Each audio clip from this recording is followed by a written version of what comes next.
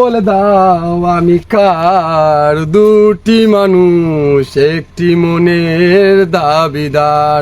Hello, আসসালামু আলাইকুম everyone, আশা করি সবাই ভালো আছেন, সুস্থ আছেন। আমি শাওন চলে আসলাম আজকে নতুন একটি ধামাকা দেওয়ার জন্য, এমনকি যারা সমালোচনা করছে তাদেরকে বাস দেওয়ার জন্য। ঠিক আছে, তো বন্ধুরা দেখতেই পাচ্ছেন আমার ব্যাকগ্রাউন্ডে কিন্তু ধোঁয়া উঠছে। এটা একটা চমক ভাই, এটা একটা স্পেশাল একটা চমক দিয়েছি আপনাদেরকে। এখন জয়েন্টে এসে পয়েন্টে কথা বলি। ঠিক আছে, ইদিকা পলকে নিয়ে অনেকে অনেক কথা বলছে।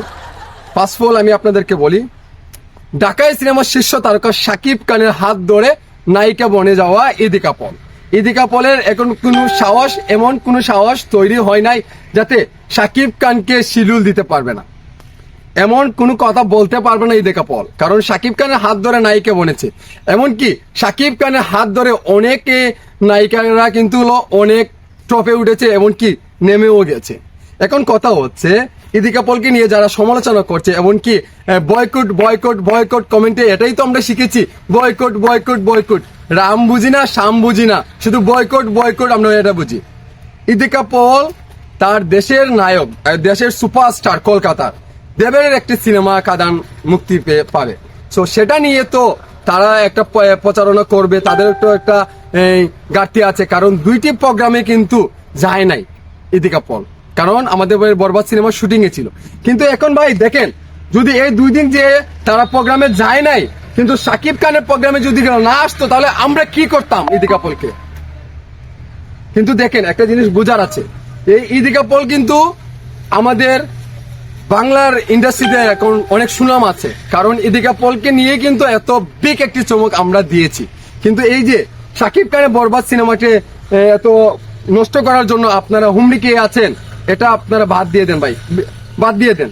কারণ এটা কিন্তু ইদিকা পলের ক্ষতি হচ্ছে না, আমাদের মেগাস্টারের ক্ষতি হচ্ছে, বরবাদের ক্ষতি হচ্ছে। মিয়ারা, আপনারা কি চান শাকিব খান শুধু বাংলাদেশে সিনেমা করুক? শাকিব খানের সিনেমা 70টা সিনেমা হলে থাকুক, পুরো বিশ্ব জুড়ে চলবে না? সেটা কি আপনারা চান না? সেটা যদি আপনারা চান বিশ্বব্যাপী দরবারে নিয়ে যেত সিনেমাতে, তাহলে এই 70টি হল প্লাস করতে হবে আরো, যাতে সারা বিশ্ব জুড়ে শাকিব খানের সিনেমা চলে। সারা বিশ্ব চলতে হলে সবার সাথে তাল মিলিয়ে চলতে হবে আমাদের মেগাস্টারকে। তো সেই জিনিসটা কি আপনারা বুঝেন না? আরে আপনার কিসের সাকিবিয়ান হলেন, কিসের মেগাস্টারের ভক্ত হলেন? আরে মেয়েরা, আপনারা দেখেছেন শাকিব খানকে অনেকে গালাগালি করে, কিন্তু শাকিব খান চুপ থাকে কেন থাকে? এটারও কিন্তু একটা মজা আছে, এটা কিন্তু শাকিব খান বলেছে। ঠিক আছে, এই জিনিসটা আপনার বুঝতে হবে।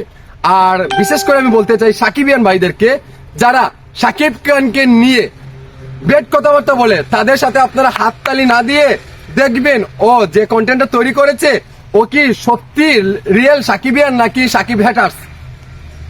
শাকিব খানের এই প্রচারণায় অনেকটি ঘাটতি আছে, অনেক হ্যাটার্স আছে শাকিব খানের। কারণ শাকিব খানকে নিয়ে তো হিংসা করে, একটা চক্র আছে, একটা মহল আছে, শাকিব খানের ভালো দিকটা দেখতে চায় না, জানতান না হারেন না, দেখতে চায় না। এর জন্য বলতে চাই, আপনারা আপনাদের গন্তব্যে পৌঁছতে হবে।